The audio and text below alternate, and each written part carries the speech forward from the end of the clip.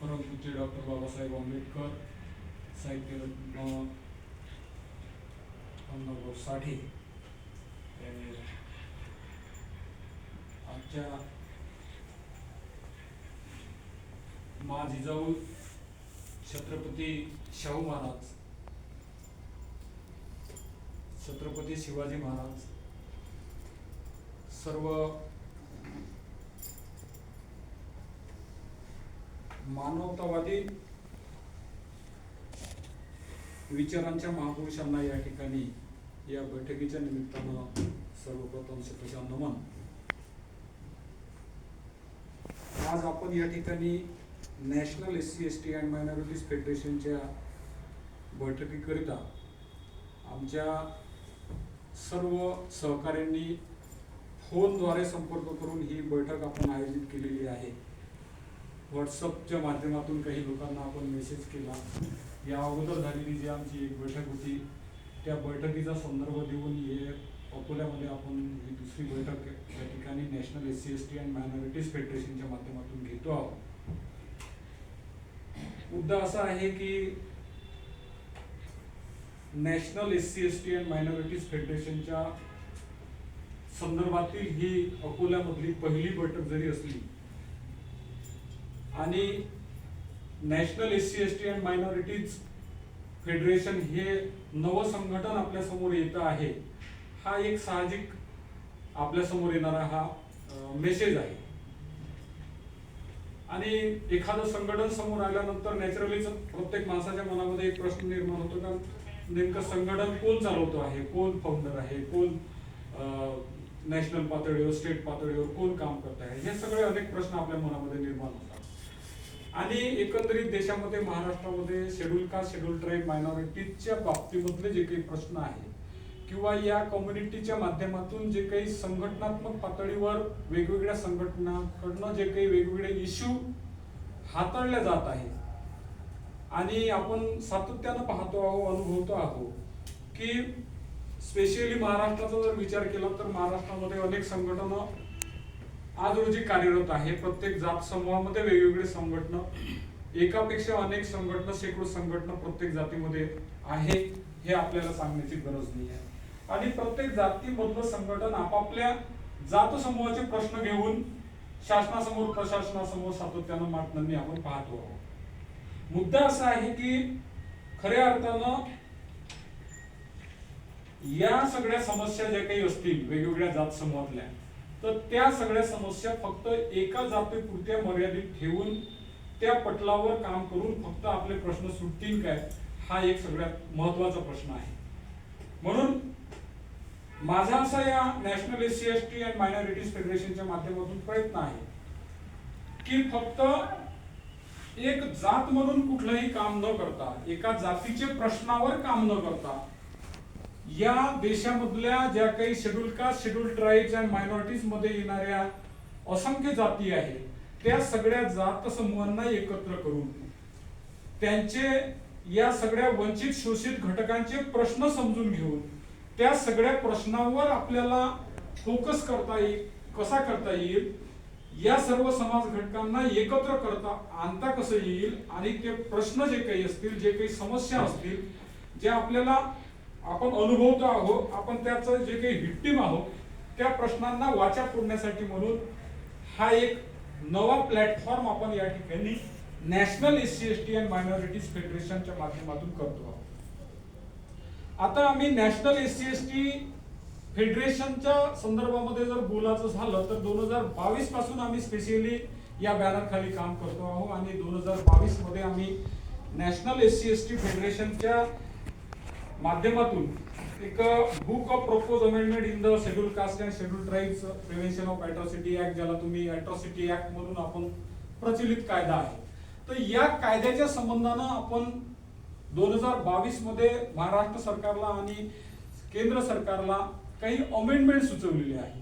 ज्या ते amended book आपण पब्लिश केलेलं आहे. मी स्वतः हे ड्राफ्ट केलेलं पुस्तक आहे आणि या पुस्तकामध्ये ज्या काही सुधारणा आपण सरकारला सुचवलेल्या आहेत, या पुस्तकामधील सुधारणा ह्या अत्यंत महत्त्वाच्या आणि विशेषत्वानं शासनाचं, प्रशासनाचं आणि जे काही बाधित लोक आहेत त्या बाधित लोकांचं संरक्षण करण्याच्या दृष्टिकोनातून, त्यांना न्याय देण्याच्या दृष्टिकोनातून, कायद्याची योग्य पद्धतीनं अंमलबजावणी होण्याच्या दृष्टिकोनातून, इतकंच नाही तर त्या लोकांना मिळणारा जो काही मोबदला आहे, त्यांचा कॉम्पेन्सेशन आहे, नुकसान भरपाई आहे, ती नुकसान भरपाई कशी मिळावी, आरोपीला जामीन देण्यात यावा की नाही देण्यात यावा, कशा पद्धतीनं देण्यात यावा, कोणत्या टर्म्स अँड कंडिशनवर देण्यात यावा, या सगळ्या गोष्टी त्याच्यामध्ये आपण अंतर्भूत केलेल्या आहे. इतकंच नाही तर त्याला शिक्षा कशी किती द्यावी, कोणत्या पद्धतीची द्यावी, अनेक गोष्टीवर या सगळ्या 18 कलमामध्ये याच्यामध्ये या ऍक्ट मध्ये मी सगळ्या याच्यावर फोकस करून स्वतः ड्राफ्ट करून त्याला पब्लिश केलेलं आहे. आणि आमच्या नॅशनल SC/ST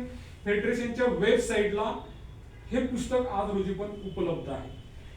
आपल्या माहितीसाठी मी सांगतो की आमच्या या महाराष्ट्रातलं नाही तर देशामधलं एकमेव असं ऑर्गनायझेशन आहे की आपण मोघम स्वरूपानं फक्त चर्चा म्हणून, मीटिंग म्हणून काम करत नाही, तर आम्ही हे ऑर्गनायझेशन सुरू करत असताना पहिल्यांदा या ऑर्गनायझेशनची आपण ऑफिशियल वेबसाईट सुरू केलेली आहे.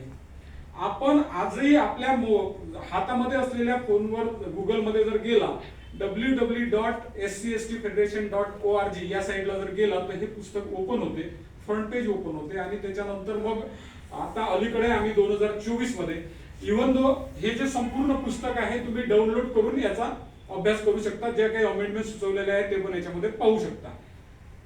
आता हे सांगण्याचा माझा पर्पज असा आहे की कसं आहे का आज पहिल्यांदा मीटिंग घेतो आहोत असं नाही व्हायला पाहिजे का आजच तर काही आपण कामाची सुरुवात करतो ना तुमच्या माध्यमातून, तर असं बिलकुल नाही आहे. आम्ही ऑलरेडी कामाची सुरुवात करून चुकलेलो आहोत. आणि नॅशनल SC/ST फेडरेशनच्या माध्यमातून फक्त काही हा एका जातीपुरता विषय मर्यादित ठेवून आम्ही कामाची सुरुवात केलेली नाही, तर नॅशनल SC/ST अँड मायनॉरिटीज फेडरेशनच्या माध्यमातून आम्ही नॅशनल लेवलचे इश्यूज घेऊन, नॅशनल लेवलचे मुद्दे घेऊन, स्पेशली शेड्यूल कास्ट आणि शेड्यूल ट्राईबच्या हक्कासाठी नॅशनल लेवलवर सगळे मुद्दे कसे मांडता येईल आणि शासनासमोर त्या सगळ्या मुद्द्यांना लावून कसं धरता येईल. राज्यनिहाय वेगवेगळे मुद्दे आहे आणि त्या सगळ्या वेगवेगळ्या मुद्द्यांना आपल्याला हात कसा घालता येईल आणि लोकांना, या सगळ्या बाधित लोकांना आपल्याला न्याय कसा देता येईल, हा सगळा आमचा पुढच्या काळातला एजेंडा आहे. आपल्या माहितीसाठी सांगतो, आम्ही 2024 मध्ये म्हणजे नागपूरची बैठक होण्याच्या अगोदरच आम्ही नॅशनल SC/ST फेडरेशन जे काही आमचं होतं तर त्याला आम्ही थोडंसं डेव्हलप केलं, नावामध्ये थोडंसं त्याला एक एनहान्समेंट केली आणि त्याच्यामध्ये नॅशनल SC/ST न ठेवता SC/ST अँड मायनॉरिटीज, एक मायनॉरिटीजला पण आपण याच्यामध्ये इन्क्लूड केलेलं आहे, कारण तो आमचा एक फ्युचर प्लॅन आहे. कुठलेही संघटन बसल्यानंतर त्याला एक दृष्टी असते, नवं एक त्याच्यासमोर एक उद्दिष्ट असते आणि ते उद्दिष्ट डोळ्यासमोर ठेवून आम्ही मायनॉरिटीजला सुद्धा सोबत घेऊन काम करण्याचं या ठिकाणी लक्ष ठेवतो आहोत. म्हणण्याचं तात्पर्य मी या ठिकाणी सांगू इच्छितो की आपण कुठलेही एक जात समूह टार्गेट करत नाही आहोत, कुठल्याही एका जात समूहावर काम करत नाही आहोत. याचा अर्थ समजा या ठिकाणी जर काही विशिष्ट जात समूहातले लोक जास्त संख्येने उपस्थित असले आहेत म्हणून बाबा मग आमचे प्रश्न महत्वाचे नाही काय, तर निश्चितपणा नाही. तर आता आम्ही ही जी काही वेबसाईट तुम्हाला म्हटली, तर या वेबसाईटच्या बाबतीमध्ये त्याच वेबसाईटवर जर आपण ऑफिशियल वेबसाईटला गेला तर आम्ही आमचं मेमोरँडम जे आहे नॅशनल SC/ST अँड मायनॉरिटीजचं मेमोरँडम सुद्धा अपलोड केलेलं आहे. त्या मेमोरँडम मध्ये पूर्ण डिटेल त्याच्यामध्ये येते आणि त्याच मेमोरँडम मध्ये जे काही आमचे ऑब्जेक्ट आहे, जे काही उद्देश आहे, ते उद्देश सुद्धा त्याच्यामध्ये अंतर्भूत आहे. आता मुद्दा असा आहे का उद्देशामध्ये आम्ही नेमकं कोणत्या मुद्द्यावर फोकस केलेला आहे, तर याच्यामध्ये आमचे जे काही उद्देश त्याच्यामध्ये आपण इन्क्लूड केलेले आहे, तर या मेमोरँडम मधले असलेले जे काही सगळे उद्देश आहे, या उद्देशानुसार स्पेशली महाराष्ट्रामधले जे काही प्रलंबित प्रश्न आहे तेही प्रश्नावर आपण फोकस केलेला आहे. आणि हा जो काही मेमोरँडम आज रोजी आपल्या वेबसाईटला अपलोड आहे हा सब्जेक्ट टू चेंज आहे. वकील साहेब, सब्जेक्ट टू चेंज याच्यासाठी की आम्ही ठरवलेलं आहे का पुढील 2 महिने आम्हाला या संदर्भामध्ये सदस्य नोंदणी अभियान आणि संवाद बैठकीच्या माध्यमातून विदर्भातल्या सर्व जिल्ह्यामध्ये प्रत्येक जिल्ह्यामध्ये अप्रोच व्हायचा आहे, संपर्क करायचा आहे, संवाद साधायचा आहे आणि त्या संवादामधून जे काही कार्यकर्ते आपल्याशी जुळतील, स्पेशली तरुण वर्ग जो आहे शेड्यूल कास्ट शेड्यूल ट्राईब मधला, या लोकांवर आमचा विशेष फोकस आहे. कारण त्याच लोकांचे मेजॉरिटीनं प्रश्न आहेत, हे अभ्यासाअंती आम्हाला जाणवलेलं आहे आणि त्याच्यावरच आपण काम करतो आहोत. तर सब्जेक्ट टू चेंज म्हणजे 2 महिने आपण हे आपल्या वेबसाईटला राहील. 2 महिन्यानंतर ज्या काही या संदर्भामधल्या आपल्याला सूचना येतील की नाही बाबा आता याच्यामध्ये हाय पण उद्देश असायला पाहिजे होता किंवा अशा पद्धतीचा विषयावर आपण काम करायला आवश्यक आहे, आपण काम करणं आवश्यक आहे, तोही प्रश्न आपण हाताळला पाहिजे, असे तुमच्याकडनं जे काही आपले संपर्क होणार आहे तुमच्यासारख्या अनेक जिल्ह्यातल्या लोकांसोबत, तर त्या सगळ्या लोकांचे जे काही सजेशन्स आहेत, सूचना आहेत, त्या सूचना आपण स्वीकारणार आहोत, त्याच्यावर विचार करणार आहोत आणि जे आपल्याला त्या दृष्टीनं आवश्यक वाटणारे सगळे मुद्दे जे असतील त्याच्यावर विचार करून आपण ते आपल्या मेमोरंडमच्या ऑब्जेक्ट मध्ये घेणार आहोत, उद्देशामध्ये, आणि ते परत नंतर मग एक फायनलाइज आपण अपलोड पुढच्या काळामध्ये करणार आहोत. आता मुद्दा असा आहे का मी या national SC ST and minorities फेडरेशनचा फाउंडर आणि चीफ कोऑर्डिनेटर या नात्यानं तुम्हाला काही महत्त्वाच्या बोल्ड गोष्टी ज्या आहेत त्या सांगणं गरजेचं आहे. आता आपण एक गोष्ट लक्षात घेतली पाहिजे, मी अगोदरच म्हटलं की आम्ही national SC ST and minorities फेडरेशनच्या माध्यमातून फक्त एक जात समूहावर आम्हाला काम करायचं नाही आणि तो आमचा फोकस नाही आहे. म्हणून माझी या निमित्तानं तुम्हाला सगळ्यांना आग्रहाची विनंती आहे, या ठिकाणी आम्ही आता नागपूरला जे काही नागपूर पासून जे काही आम्ही सुरुवात केली, तर आम्ही शेड्यूल कास्ट मधले जे काही वेल क्वालिफाईड लोक आहेत, शेड्यूल ट्राईब मधले जे काही वेल क्वालिफाईड लोक आहेत, वेगवेगळ्या क्षेत्रामध्ये सामाजिक राजकीय क्षेत्रामध्ये ज्यांचा चांगला अनुभव आहे, अशा सगळ्या लोकांना एकत्र करून आपल्याला या सगळ्या समाज बांधवाची मूठ कशी बांधता येईल, त्यांचे प्रश्न आपले प्रश्न एकत्रितरित्या मांडून आपल्याला कसे सॉल्व्ह करून घेता येईल, हा माझा त्याच्यामध्ये प्रमुख उद्देश आहे. मायनॉरिटीच्या बाबतीत जर बोलायचं झालं तर मायनॉरिटीचा प्रश्न हा थोडासा वेगळा आहे, त्याला आम्ही वेगळ्या पद्धतीने पुढच्या काळामध्ये निश्चितपणाने हाताळणार आहोत. परंतु पहिल्यांदा टार्गेट आमचा शेड्यूल कास्ट आणि शेड्यूल ट्राईब आहे. आणि मग शेड्यूल कास्ट शेड्यूल ट्राईबच्या बाबतीत जर बोलायचं झालं तर मग मुद्दा असा आहे का आम्ही प्राथमिक स्तरावर काम करत असताना आणि त्यातल्या त्यात मी महाराष्ट्रामधून असल्यामुळं आणि त्यातल्या त्यात विदर्भामधून असल्यामुळं आम्ही पहिल्यांदा विदर्भ हा टार्गेट करतो आहोत. कारण विदर्भ नेतृत्वाच्या बाबतीमध्ये, संघटनाच्या बाबतीमध्ये, संघटनात्मक नेतृत्वाच्या बाबतीमध्ये सातत्यानं मागे राहिलेला आहे. पश्चिम महाराष्ट्रातले आणि इतर वेगवेगळ्या क्षेत्रातले लोक येऊन इथच्या जे काही तुमचे आमचे सगळ्या वेगवेगळ्या समाज घटकातले माणसं आहेत त्यांना वापरून घेतात आणि आपलं नेतृत्व प्रस्थापित करतात, असं आम्ही आजपर्यंत आम्ही अनुभवलेला आहे. आणि ह्या जो काही अनुभव आहे तो अनुभव लक्षात घेता आम्ही राष्ट्रीय स्तरावर काम करायचं जरी घोषित केलं असलं, महाराष्ट्र जरी आमच्या टार्गेटवर असला, वेगवेगळे राज्य जरी देशामधले टार्गेटवर असले, वेगवेगळ्या राज्यातल्या देशातल्या वेगवेगळ्या राज्यातल्या शेड्यूल ट्राईब शेड्यूल कास्टच्या समस्या जरी आमच्या टार्गेटवर असल्या, तरी प्राधान्यक्रमानं आम्ही विदर्भाला यावेळेस एक होम ग्राउंड म्हणून, होम पिच म्हणून टार्गेट करण्याचं ठरवलेलं आहे. टार्गेट कशासाठी, तर या शेड्यूल कास्ट शेड्यूल ट्राईबचे जे प्रश्न आहे यांची स्पेशली इकॉनॉमिकल डेव्हलपमेंट कशी होईल हे संघटन चालवत असताना फक्त निवेदन देणे, मोर्चे काढणे आणि आंदोलन करणे एवढा फक्त उद्देश ठेवून आपण कामाची सुरुवात करत नाही आहोत. तर आपल्याला पुढच्या काळामध्ये निवेदन, आंदोलन, मोर्चे याच्या पलीकडे जाऊन बेसिक जे काही डेव्हलपमेंटचे प्रश्न आहे, म्हणजे संघटन चालवत असताना फक्त एका विशिष्ट मर्यादेपर्यंत आपल्याला न ठेवता आपल्या संघटनाचा आपण एकत्र येण्याचा कुठेतरी फायदा झाला पाहिजे. फॉर एक्झाम्पल आज एक मीटिंग आपण ऑर्गनाइज केली, या मीटिंग साठी आपण सगळे वेळ काढून आला आणि याचं कुठेतरी फलित झालं पाहिजे. हा एक मुख्य आमचा अजेंडा आहे.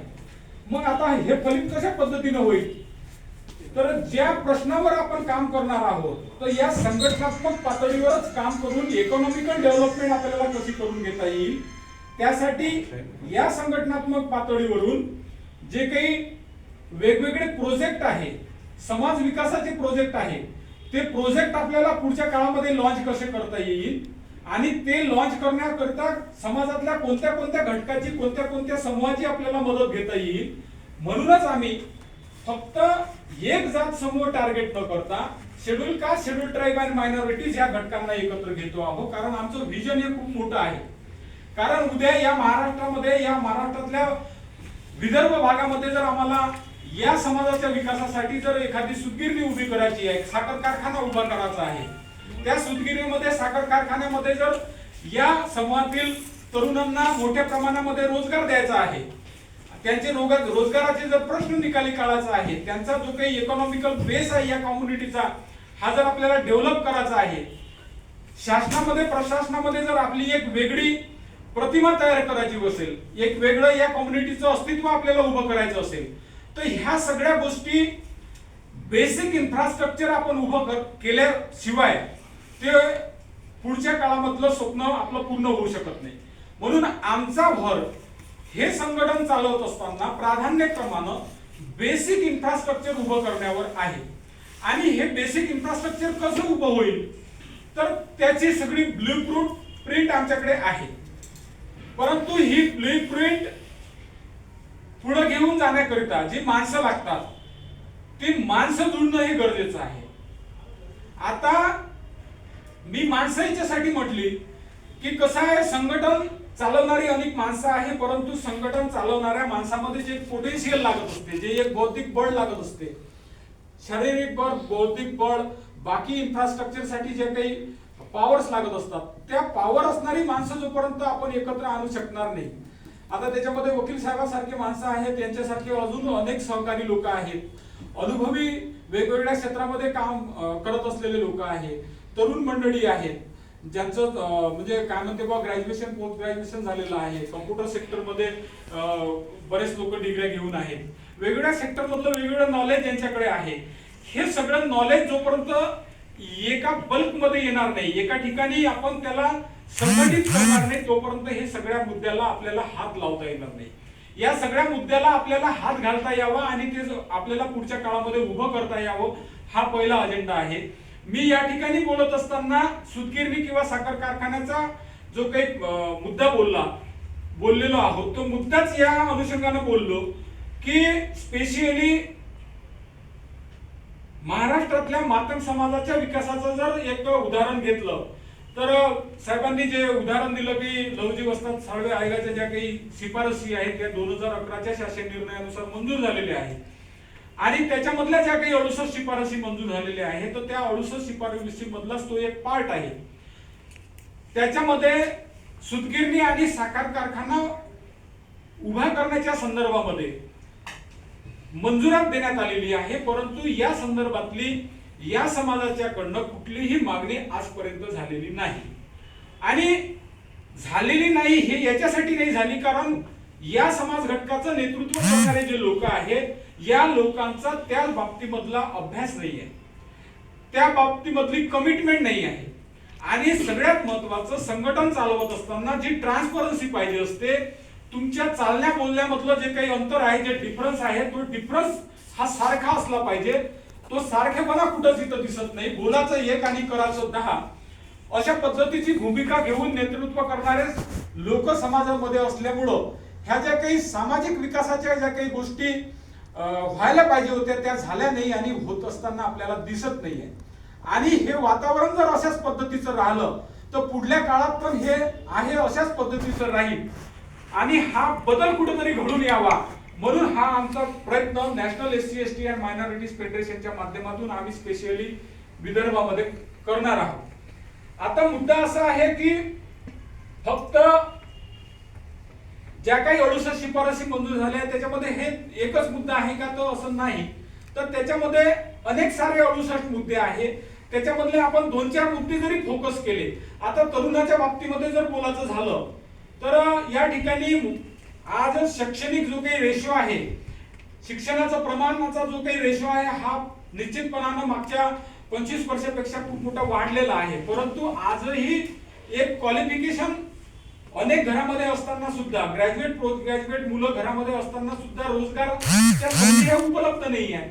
आता एकीकडे जो काही सिक्युअर जॉब म्हणतो आपण, सिक्युअर जॉब उपलब्ध नाही हे आपल्याला माहित आहे. गव्हर्नमेंटने सगळ्या वॅकन्सीज ज्या आहे ह्या प्रायव्हेटायझेशन मध्ये टाकलेल्या आहे, सगळ्या ठिकाणी प्रायव्हेटायझेशन सुरू केलेलं आहे. अशा परिस्थितीमध्ये जे काही गिनीचुने डिपार्टमेंट उरलेले आहेत, ज्या काही थोड्या बहुत संख्येनं काही व्हॅकन्सीज उरलेल्या आहेत, त्याच्यामध्ये जो काही आपण प्रयत्न करतो आहोत, त्याच्यामध्ये जे काही स्पर्धा वाढलेली आहे, त्या स्पर्धेमध्ये आपण टिकताना, आपले मुलं टिकताना आपल्याला दिसत नाही. म्हणून याला कुठेतरी अल्टरनेटिव्ह आपण शोधला पाहिजे. आणि तो अल्टरनेटिव्ह मला या ज्या काही शिफारसी आहे 68 मंजूर झालेल्या आहेत, त्या 68 शिफारसीमध्ये तो आहे असं निश्चितपणानं आत्मविश्वासानं तुम्हाला या ठिकाणी मी सांगतो. कारण 68 शिफारसी मधला एक जो अत्यंत महत्वाचा वकील साहेब भाग आहे का, त्याच्यामध्ये तो आहे की सुशिक्षित बेरोजगार सहकारी संस्था, मातंग समाजाच्या सुशिक्षित बेरोजगार सहकारी संस्थांना प्राधान्यक्रमानं जे काही 10 लाखापर्यंतचे, आता अलीकडे ते 50 लाखापर्यंतचे टेंडर झालेले आहे, ते टेंडर त्यांना देण्यात यावे, त्याचं काम त्यांना देण्यात यावं अशी त्याच्यामध्ये तरतूद आहे. आणि या गोष्टीची मंजुरात ही 2011 ला झालेली आहे. आता 2011 पासून तर 2024 पर्यंत याचा लाभ कोणच घेतला नाही. का घेतला नाही? आम्ही एकीकडे म्हणतो आम्हाला खूप नॉलेज आहे, वेगवेगळ्या सेक्टरमध्ये आमचे मुलं गेलेले आहेत, डॉक्टर, इंजिनियर, वकील झालेले आहेत. मग हे सगळं असताना आम्ही या सगळ्या गोष्टीपासून वंचित का बरं आहोत? एकही कोऑपरेटिव्ह संस्था आमची स्थापन झालेली नाही, एकही सुशिक्षित बेरोजगार सहकारी संस्था कुठल्याच गावामध्ये तयार झालेली नाहीये. एकही सुशिक्षित बेरोजगार संस्थेनं एकही डिपार्टमेंटकडे एकही प्रपोजल टाकलेलं नाहीये, एकही टेंडर भरलेलं नाहीये. तर ह्या गोष्टी आम्हाला पुढच्या काळामध्ये आम्ही national SC ST and minorities फेडरेशनच्या माध्यमातून करण्यास आमच्या तरुणाला बाध्य करणार आहोत. या गोष्टीचं योग्य मार्गदर्शन तरुण लोकांना करून ते त्यांच्याकडून आपल्याला करून कसं घेता येईल, डिपार्टमेंट पर्यंत संबंधित टेंडर कसं जाईल आणि त्या तरुण बांधवांना रोजगार कसा उपलब्ध होईल, त्याच्यामध्ये पुढच्या काळामध्ये प्रोग्रेस होऊन मोठ्या पद्धतीचे टेंडर त्या लोकांना कसे मिळतील असा प्रयत्न पुढच्या काळामध्ये निश्चितपणाने आमच्या माध्यमातून केला जाईल अशी या ठिकाणी आपल्याला आश्वासित करतो. दुसरा मुद्दा असा आहे की मी जर प्रत्येक मुद्द्यावर जर बोलत गेलो तर मी या ठिकाणी तुम्हाला सांगतो की मला बोलण्यासाठी कमीत कमी 2 तास लागू शकतात. परंतु आजची एक संख्या लक्षात घेता आणि आम्हाला जे अपेक्षित लोक होते तो एक पोटेन्शियल लक्षात घेता एकंदरीत जो काही महत्वाचा जो पार्ट आहे तो महत्वाचा पार्ट मी फक्त तुम्हाला सांगण्याचा प्रयत्न करतो, जास्त वेळ घेत नाही. आणि त्याच्यानंतर माझ्यानंतर पण या विषयावर बरेचसे आपली मंडळी बोलणार आहे, आपल्याला मार्गदर्शन करणार आहे. आता मी national SC ST and minorities फेडरेशनच्या बाबतीमध्ये बोलत असताना आपण एक गोष्ट आवर्जून लक्षात घेतली पाहिजे की कोणत्याही समाजाचा विकास करण्यासाठी, समाजाचीच नाही तर देशाची, राज्याची वाटचाल विकासाकडे करण्यासाठी, एखादं राज्य हस्तगत करण्यासाठी, सत्ता हस्तगत करण्यासाठी काही गोष्टीची गरज असते. त्याच्यामध्ये 5 गोष्टी आहेत, ज्याला मी नेहमी 5M म्हणतो. मास पॉवर, मसल पॉवर, मनी पॉवर आणि तुमचा मीडिया पॉवर आणि सगळ्यात महत्वाचा प्राधान्यक्रमानं माइंड पॉवर. माइंड पॉवर आणि मसल पॉवर हा महत्वाचा आहे. ज्या समाजाकडे, ज्या माणसाकडे माइंड पॉवर आणि मसल पॉवर असेल तो समाज, तो व्यक्ती जग जिंकू शकतो अशी एक थीम आहे. आता या थीमचा जर विचार केला, आम्ही सातत्यानं या ठिकाणी आमचे मातंग समूहातले अनेक मंडळी मान्यवर बसलेली आहे म्हणून त्या ठिकाणी आवर्जून तो मुद्दा सांगावा असं वाटतो. आणि विशेष करून लवजी शक्ती सेनेच्या माध्यमातून आमच्या महापुरुषांचं गुणगान मोठ्या ताकदनं केलं जातं, त्यांचा रेफरन्स दिला जातो आणि निश्चितपणानं तो केला पाहिजे. हे महापुरुष आमचे आदर्श आहे, लवजी वस्ताद साळवे आमचे आदर्श आहेत. आणि या महापुरुषाकडनं आपण कोणती आम्हाला जी ऊर्जा मिळते, प्रेरणा मिळते, त्या त्यांच्यापासून प्रेरणा घेऊन, ऊर्जा घेऊन आम्ही आमचा विकास, आमच्या समाजाचा विकास हा साधला पाहिजे. म्हणून माइंड पॉवर आणि मसल पॉवर वर बोलत असताना मसल पॉवर जो पार्ट आहे हा अत्यंत महत्वाचा आहे. ज्या समाजाकडे माइंड पॉवर आणि मसल पॉवर असेल तो समाज देशावर नाही, राज्यावर नाही तर जगावर राज्य करू शकतो. हा जो काही प्रिन्सिपल आहे त्या प्रिन्सिपलचा जर आपण उद्देश लक्षात घेतला तर लहुजी वस्तादांनी जो काही मेसेज दिला, लहुजी वस्तादांचा तो आदर्श घेऊन मला हे म्हणायचं आहे की या समाजामधल्या कोणत्या तुमच्या मोहल्ल्यामध्ये जिमखाने आहेत, किती लोक जिमला जातात, शरीरयष्टी बळकट होण्यासाठी किती लोकांचा, किती तरुणांचा भर आहे, याचा आपण गांभीर्याने विचार केला पाहिजे. ठीक आहे, समजा आपली आर्थिक बाजू कमजोर आहे, समाजाकडे आर्थिक बळ कमी आहे, स्वतःच्या पैशावर स्वतःच्या बळावर आपला जिम उभा होऊ शकत नाही, व्यायामशाळा उभी होऊ शकत नाही, तर अनेक गव्हर्नमेंटच्या स्कीम आहे. तुमच्या शैक्षणिक आणि स्पोर्ट विभागाकडे स्पेशल स्कीम आहे जिम उभा करण्यासाठी. किती मांगवळामध्ये जिम उभे झाले हो, आणि नाही झाले तर का नाही झाले, आणि या गोष्टीवर आमचा भर का बरं नाही आहे, हा भर आपण पुढच्या काळामध्ये दिला पाहिजे. झाले नाही हे आपल्याला मान्य आहे, परंतु आता आपल्याला ते उभे कसे करता येईल, आमचा तरुण बलदंड शरीराचा कसा निर्माण होईल. आम्ही सातत्यानं पाहतो आहो महाराष्ट्रामध्ये, देशामध्ये शेड्यूल कास्ट, शेड्यूल ट्राईबवर सातत्यानं अन्याय अत्याचाराच्या घटना होत असताना आम्ही पाहतो, वाचतो, अनुभवतो, आणि अन्याय अत्याचार झाल्यानंतर नेहमीच्या पद्धतीनं रस्त्यावर येतो, मोर्चे काढतो, आंदोलन करतो, वेळ प्रसंगी जाळपोळ करतो. आता अलीकडच परभणीचं उदाहरण घेतलं, नंतरचं आता त्या फेसबुक व्हॉट्सअपला येतं आहे दुसरं एक उदाहरण दिसतं आहे, मातंग समाजाच्या कुठल्या तरी लोकांवर त्या ठिकाणी अन्याय होताना दिसत आहे. पैठण मधलं प्रकरण आहे. तर म्हणण्याचं तात्पर्य हे आम्ही सातत्यानं अनुभवतो आहोत, आमच्यातले नेते तुम्ही आम्ही सातत्यानं समोर येतो आणि ताकदनं म्हणतो का नाही आम्ही हे अशा पद्धतीचे अन्याय अत्याचार सहन करणार नाही, आम्ही लहुजी वस्तादांची औलाद आहोत, आम्ही बाबासाहेबांचे वारस आहोत, साहित्य सम्राट अण्णाभाऊ साठे यांचे वारस आहोत. म्हणजे या महापुरुषांचे सगळे आपण रेफरन्स देतो आणि एकीकडे अन्याय अत्याचार सातत्याने सहन करतो. अन्याय अत्याचाराच्या ज्या काही घटना आहे सातत्याने आमच्याच लोकांवर होतात. का होतात हा प्रश्न महत्वाचा आहे. आता का होतात त्याचं रिझनच ते आहे, त्याचं कारणच ते आहे का तुम्ही आम्ही सक्षम नाही आहोत. तुमच्याकडे एक तर पैसा असला पाहिजे, नाही तर तुमच्याकडे बळदंड शरीर असलं पाहिजे. माझ्यासारख्या जर काय म्हणते बा साधारण व्यक्तिमत्वाच्या माणसावर कोणी 2 हात करून जाऊ शकते, परंतु जर एक 90 किलो वजनाचा माणूस आहे, बलशाली माणूस आहे, त्याच्यावर हात उगारत असताना कोणी विचारच करत.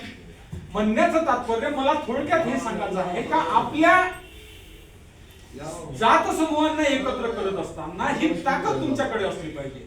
समाजामध्ये मोहल्ल्यामधला तरुण जर सक्षम दिसत असेल, बलशाली दिसत असेल, त्या मोहल्ल्यामध्ये जर जिमखाना उभा दिसत असेल, त्या मोहल्ल्यातल्या जिमखान्यामध्ये शेकडोच्या संख्येने जाऊन रात्री बेरात्री सकाळी सातत्यानं व्यायाम आणि कसदार शरीर बनताना जर इतर समाज अनुभवत असेल तर मला नाही वाटत त्या समाजातल्या इतर कोणत्या महिलावर म्हणा किंवा पुरुषावर म्हणा कोणी अन्याय अत्याचार करण्याची हिंमत करेल म्हणून.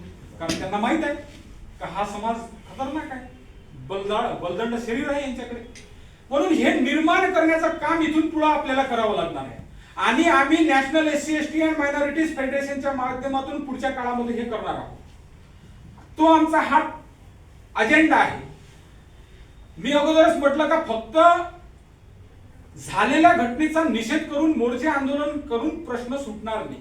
आपल्याला प्रॅक्टिकली काहीतरी काम करावं लागेल आणि प्रॅक्टिकली काम करण्याचा आमचा पुढच्या काळामधला प्रयत्न आहे. या सगळ्या आमच्या प्रयत्नांना साथ देण्याचं काम जर आपण निश्चितपणानं केलं तर आम्ही या सगळ्या अजेंडावर पुढच्या काळामध्ये यशस्वी होऊ याचा आम्हाला आत्मविश्वास आहे. आता मी अगोदरच म्हटलं का मला आपला जास्त वेळ घ्यायचा नाही आहे आणि म्हणून आमच्या national SC ST and minorities फेडरेशनच्या अजेंड्यावर जे काही विषय आहेत ते सगळे विषय घेऊन पुढच्या काळामध्ये आम्ही यशस्वी वाटचाल या विदर्भामध्ये करण्याचं ठरवलेलं आहे. मी अगोदरच म्हटलं की या विदर्भामध्ये आम्हाला सूतगिरणी आणि साखर कारखाना हा उभा करायचा आहे आणि त्या सूतगिरणी आणि साखर कारखान्याला उभं करत असताना ज्या काही गोष्टी लागतात त्या जे काही प्रायमरी इन्फ्रास्ट्रक्चर लागते, मॅन पॉवर लागतो, एक माइंड पॉवर लागतो, तो स्पेसियली माइंड पॉवर आम्हाला कसा बल्कली तयार करता येईल याच्यावर आमचा भर आहे आणि तो आम्ही ठिकठिकाणी जिल्हानिहाय बैठका लावून समाजाच्या विविध समाज घटकापर्यंत पोहोचून तो कसा करून घेता येईल हा आमचा पुढच्या काळातला प्रयत्न आहे. या ठिकाणी आम्ही शेड्यूल कास्ट शेड्यूल ट्राईब मधल्या सगळ्या समाज घटकांना त्या ठिकाणी रोजगाराच्या संधी उपलब्ध करून देण्याचा आमचा प्रयत्न आहे. आता मुद्दा असा आहे की आम्ही जेव्हा नॅशनल पातळीवरचे मुद्दे घेऊन जर समजा काम करायला निघालेलो आहोत, तर नॅशनल पातळीवरचे मुद्दे घेऊन काम करत असताना अलीकडे जे काही राजकीय प्लॅटफॉर्म तयार झालेला आहे, राजकीय जे काही नेतृत्वाचा अभाव तयार झालेला आहे महाराष्ट्रामध्ये, विदर्भामध्ये, तोही पुढल्या काळामध्ये भरून कसा काढता येईल, आमच्या तरुण बांधवांना, तरुण नेतृत्व करणाऱ्या लोकांना संधी पुढच्या काळामध्ये कशा उपलब्ध करून देता येईल त्याच्यावर पण आमचा पुढच्या काळामध्ये निश्चितपणाने भर राहणार आहे.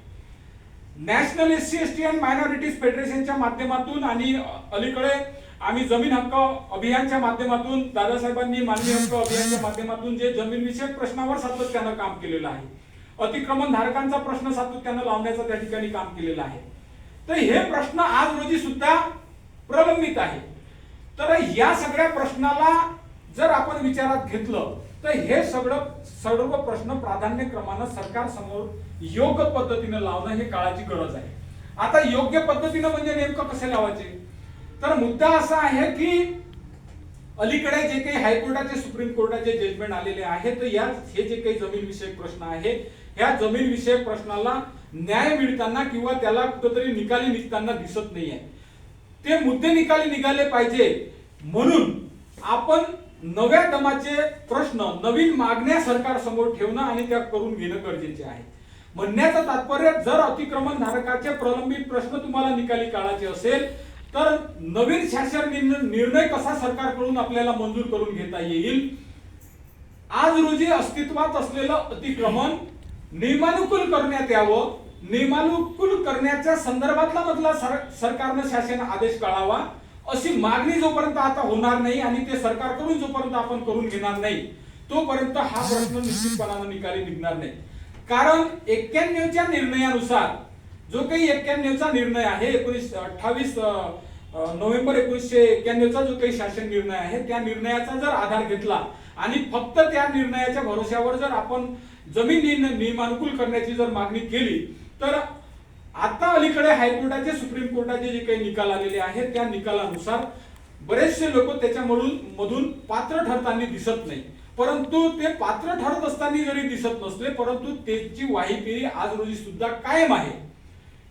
ही वाहीपेरी ज्या लोकांची कायम आहे, जे मागच्या अनेक वर्षापासून सातत्याने वाहीपेरीमध्ये आहे, या लोकांना अस्तित्वात असलेली, या लोकांची ज्या लोकांची वाहीपेरी अस्तित्वात आहे, या सर्व लोकांना समाविष्ट करून आज रोजी अस्तित्वात असलेल्या अतिक्रमणे नियमानुकूल करण्याच्या संबंधानं जोपर्यंत नवीन शासन निर्णय निघणार नाही, त्याची जोपर्यंत आपण त्या संदर्भातला पाठपुरावा आपण जोपर्यंत करणार नाही तोपर्यंत या लोकांचे प्रश्न निकाली निघणार नाही. आता परत मुद्दा राहिला जमीन वाटपाच्या संबंधानं, स्पेशली मातंग समाजाच्या संबंधानं, तर त्याच GR नुसार 31 डिसेंबर 2011च्या शासन निर्णयानुसार मातंग समूहातील ग्रामीण भागातील प्रति कुटुंब 5 एकर जमीन वाटप होणे हे काळाची गरज होती त्या निर्णयानुसार. परंतु या संदर्भामधल्या रीतसर ज्या काही मागण्या होत्या, रीतसर मागण्या होणं गरजेचं होतं. एका योग्य फॉर्मॅट मध्ये कलेक्टर पर्यंत ते मागणी अर्ज त्या लाभार्थ्याचा गावनिहाय जाणं गरजेचं होता, तो गेला नाही. आणि आमच्या नेतृत्व करणाऱ्या लोकांनी सुद्धा त्याच्यावर भर दिला नाही. समाजाचं जनजागरण जे काही मार्गदर्शन आहे त्या विषयाचं केलं नाही, त्याच्यामुळे तो सुद्धा विषय आज रोजी प्रलंबित आहे. म्हणून माझं या ठिकाणावरून आपल्याला आव्हान आहे की आपण समाज घटकापर्यंत हे मुद्दे पोहोचवणं तुमच्या आमच्या माध्यमातून, अशा अनेक बैठकाच्या माध्यमातून, या बैठकीतून जरी ते शक्य होत नसलं तरी आपण तालुकानिहाय किंवा गावनिहाय वेगवेगळ्या बैठका लावून जे समंजस लोक आहेत, जो योग्य पद्धतीने लोकांना गाईड करू शकतात, मार्गदर्शन करू शकतात, त्या लोकांना एकत्र आणून जर आपण योग्य प्लॅटफॉर्मवरून त्याचं जर निवेदन नाही म्हणता येणार त्याला, तो जो डिमांड अर्ज आहे तो डिमांड अर्ज जर पोहोचवला आणि आमचा आग्रह आहे का आमची जी वेबसाईट आहे, आमच्या national SC ST and minorities फेडरेशनच्या वेबसाईटला जर तो डिमांड अर्ज आपण अपलोड केला तर तो अपलोड झालेला अर्ज आम्ही सरकार समोर ठेवणार आहोत आणि प्राधान्यक्रमाने पुढच्या काळामध्ये तो मुद्दा निकाली कसा निघेल, प्रशासनाला अंमलबजावणी करण्याच्या संबंधानं मी आवर्जून या ठिकाणी मातंग समाजाच्या संबंधानं बोलत असताना आवर्जून तो मुद्दा मांडू इच्छितो की जमीन वाटपाचा असो किंवा 68 शिफारशीच्या मंजूर झालेल्या शिफारशीच्या बाबतचा असो, 2011 पासून तर 2024 पर्यंत जर ह्या सगळ्या गोष्टी मंजूर झालेल्या नाहीत, याची अंमलबजावणी जर झाली नाही, तर आता अस्तित्वात असलेल्या सरकारनं काही जरी केलं नसलं, परंतु सरकारच्या हातामध्ये एक गोष्ट निश्चितपणानं आहे, त्या शासन निर्णयाची अंमलबजावणी होण्याच्या संबंधानं प्रशासकीय पातळीला आदेश देऊ शकतात. प्रशासनाला ते परत एक नवीन शासन निर्णय काढून अशा पद्धतीचा GR जर त्यांनी काढला तर त्याला गती येऊ शकते आणि प्रशासनावर त्याचा दबाव होऊ शकते. म्हणून या दृष्टीने आपण मंत्रालयीन पातळीवर ते मुद्दे आपल्याला पुढच्या काळामध्ये येणाऱ्या अधिवेशनामध्ये म्हणा किंवा पुढच्या काळामध्ये ते लावणं हे गरजेचं आहे. जोपर्यंत हे मुद्दे अभ्यासपूर्ण पद्धतीने आपण लावणार नाही, मांडणी करणार नाही, तोपर्यंत त्याला न्याय भेटणार नाही आणि ते प्रश्न सुटणार नाही. अशा सगळ्या या ठिकाणी समस्या आपण अनुभवत आहोत. म्हणून माझी आपल्याला विनंती आहे की आपण पुढच्या काळामध्ये हे जे काही सगळे मुद्दे आहे प्राधान्यक्रमाने मांडणार आहोत. मी या ठिकाणी national SC ST and minorities फेडरेशनच्या बाबतीमध्ये बोलत असताना मला आपल्याला आवर्जून शेड्यूल ट्राईबच्या बाबतीमध्ये सुद्धा अनेक गोष्टी या ठिकाणी सांगणं गरजेच्या होत्या. शेड्यूल ट्राईबच्या बाबतीमध्ये आमच्या टार्गेटवर कोणते मुद्दे आहे हे सुद्धा सांगणं गरजेचं होतं, परंतु माझ्या माहितीप्रमाणे शेड्यूल ट्राईब मधला माझा एकही बांधव या ठिकाणी आजच्या बैठकीमध्ये मला दिसून नाही राहिलेला नाही. त्याच्यामुळे मी त्या विषयाला हात घालणं किंवा त्याच्यावर बोलणं थोडंसं टाळतो आणि त्याची मदत आपल्याला वेळ वाचवण्यासाठी सुद्धा होईल. आता मुद्दा असा आहे की आम्ही national SC ST and minorities फेडरेशनच्या या बैठकीच्या माध्यमातून जिल्हानिहाय एक संवाद बैठक लावून त्या जिल्ह्यामधल्या अनेक चांगल्या कार्यकर्त्यांशी, तरुण लोकांशी आपला संवाद कसा साधता येईल, आमची national SC ST and minorities फेडरेशनची भूमिका जिल्हानिहाय कार्यकर्त्यांना समजून कशी सांगता येईल, हा आमचा या बैठकी मागचा एक प्राथमिक हेतू आहे. दुसरा मुद्दा, ठिकठिकाणावरून आम्हाला सदस्य नोंदणी करून कशी घेता येईल, त्या ठिकाणी जिल्हानिहाय, तालुकानिहाय आम्हाला पुढच्या काळामध्ये ज्या काही शाखा गठीत करायच्या आहेत त्या शाखा कशा गठीत करता येईल, त्या ठिकाणी पदाधिकाऱ्यांची जिल्हा स्तरावर, तालुका स्तरावर नियुक्ती कशी देता येईल, गाव स्तरावर नियुक्ती कशी देता येईल, यावर सुद्धा आमचा भर आहे. म्हणून आम्ही सोबतच सदस्य नोंदणी अभियान सुद्धा सोबत राबवतो आहोत. आम्ही याचा सदस्य नोंदणी फॉर्म सुद्धा आम्ही ठेवलेला आहे आणि वार्षिक मेंबरशिप जे आहे हे 100 रुपये आम्ही सदस्य नोंदणी फॉर्म सोबत ठेवलेली आहे. मुद्दा असा आहे की एका बैठकीमध्ये चर्चा करून, एका बैठकीमध्ये काही 5-10 लोकांशी चर्चा करून माझं मत मांडून सगळे प्रश्न निश्चितपणाने सुटणार नाही. मीही ज्या काही माझ्या माइंडमध्ये असणाऱ्या सगळ्या गोष्टी आहेत त्या तुम्हाला सांगू शकणार नाही, तुम्ही कदाचित ऐकण्याच्या मानसिकतेमध्ये राहणार नाही. म्हणून अशा अनेक बैठका, अशा अनेक चर्चासत्र आपल्याला घ्यावे लागतील आणि ते आपण पुढच्या काळामध्ये निश्चितपणाने घेणार आहोत. परंतु त्याकरता आपल्या सगळ्या समाज बांधवांचा, सगळ्या जात समूहातील समाज घटकाचा आपल्याला सहभाग असणं, त्या सगळ्या लोकांना आपलं एकत्र आणून त्यांना सोबत घेऊन काम करायला सुरुवात केल्याशिवाय या सगळ्या मुद्द्याला आपल्याला निश्चितपणाने हात घालता येणार नाही. म्हणून आमचा ठिकठिकाणावरून प्रयत्न राहणार आहे की प्रत्येक जिल्ह्यातून सगळ्या समाज घटकातले माणसं, जास्तीत जास्त चांगले पोटेन्शियल असणारे माणसं आम्हाला जोडून कसे घेता येईल याच्यावर आमचा भर आहे. या बैठकीला आपण सगळे लोक आलात. आमच्या म्हणजे एका फोनवर आपण या ठिकाणी हजर झालात याबद्दल मी माझ्या national SC ST and minorities फेडरेशनच्या माध्यमातून च्या वतीने सगळ्यात पहिल्यांदा आपले आभार व्यक्त करतो. आपला जास्त वेळ न घेता इतरही मान्यवरांना बोलण्याची संधी मिळावी, त्यांनाही आपल्या भावना व्यक्त करता याव्या याचं भान ठेवून माझं आटप्त घेतो आणि आपली रजा घेतो. धन्यवाद. धन्यवाद सर. यानंतर माननीय